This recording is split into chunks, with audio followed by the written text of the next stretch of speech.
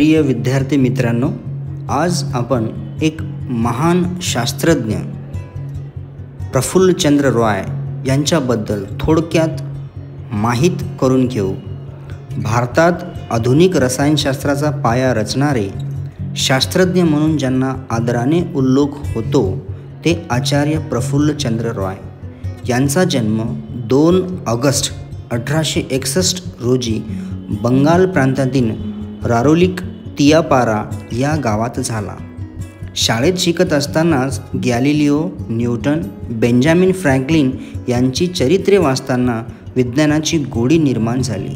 त्यांनी 1882 मध्ये गिल्ड ख्रिस्त स्कॉलरशिप मिळवली आणि इंग्लंडमधील एडिनबरो येथे रसायनशास्त्रातील पदवी घेण्याचा त्यांना मार्ग हा मोकळा झाला। रसायनशास्त्रातील एक संशोधन पूर्ण करून ते भारतात परत आले आणि 1888 मध्ये कलकत्त्याच्या प्रेसिडेन्सी महाविद्यालयात कमी पगारावर अध्यापन सुरू केले।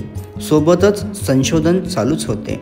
पारा म्हणजेच मर्क्युरी आणि नायट्रोजन यांच्यावरील संशोधनात मर्क्युरस नायट्रेट आणि अमाइन नायट्रेट व तसेच अल्काइन नायट्रेट शोधले। आज प्रफुल्लचंद्र रॉय यांना अल्काइन नायट्रेटचे जनक म्हणून संबोधले जाते। याच संशोधनामुळे जगभरातील शास्त्रज्ञांचे त्यांच्याकडे लक्ष वेधले आणि त्यांच्यावर अभिनंदनाचा वर्षाव केला।